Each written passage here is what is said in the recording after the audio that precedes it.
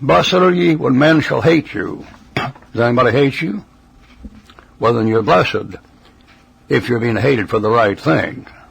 That's the problem. They say we're being marginalized, we're not getting our rights, and people hate us because they don't agree with us.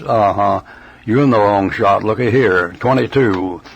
Blessed are ye when men shall hate you, and when they shall separate you from their company, marginalize you, and shall reproach you, call you a sinner, you're going to hell, and cast out your name as vile, which it is, for the Son of Man's sake.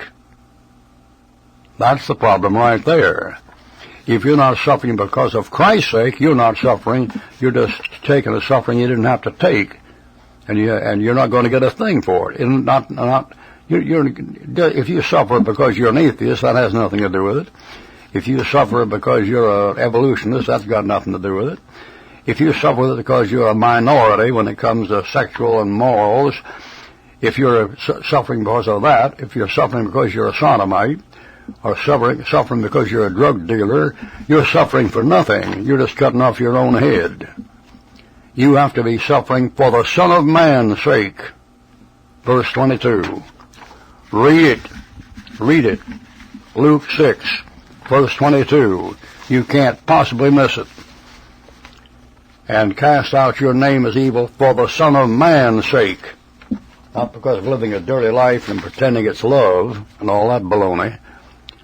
23. Rejoice in that day when you're suffering for Christ's sake, and leap for joy. That's awful hard to do when you're being burned to death for Christ's sake.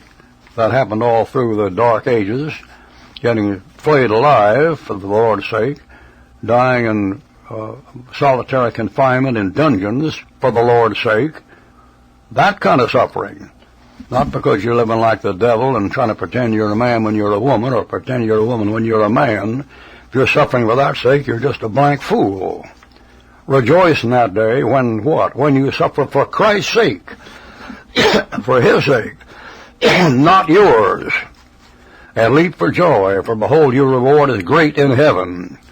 That's why Paul said, set your affections on things on earth, I said in heaven, and not on things on earth. That's why Christ said, lay up treasure in heaven, for where your treasure is, there will your heart be also.